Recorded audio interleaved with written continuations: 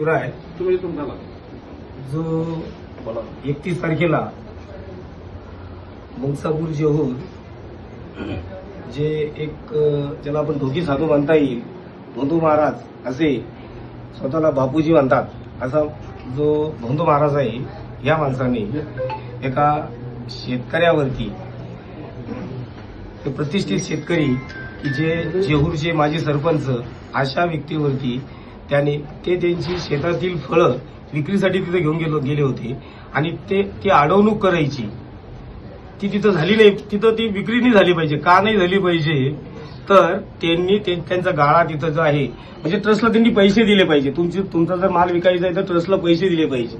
अरे आमचा माल आहे शेतकऱ्यांचा किती, 5 रुपये 10 रुपयाला पपई विकल्या जाते आणि ती विकण्यासाठी तुम्हाला 3-3, 4-4, 13-13 हजार रुपयाची तुमचा गाळा विकत घ्या तिथं कशासाठी?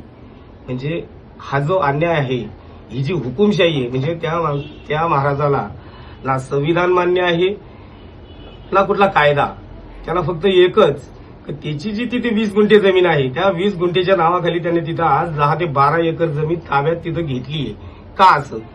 तर ह्या महाराजांचं जे आहे ते स्वतःचं साम्राज्य तयार करण्याचं, म्हणजे स्वतः साम्राज्य तयार केलंय त्याने.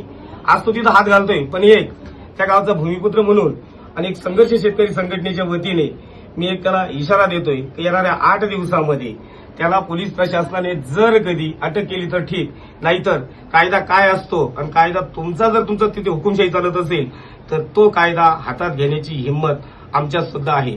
का तर शेतकऱ्यांच्या पाठीमागं आम्ही सुद्धा खंबीरपणे उभा आहोत. मग ना कोणत्या केसेसला घाबरत ना कुठल्या कायद्याला घाबरणार. मग पण येणारा काळ हा महाराजांसाठी नक्कीच घातक असेल असा मी त्यांना इशारा देतोय.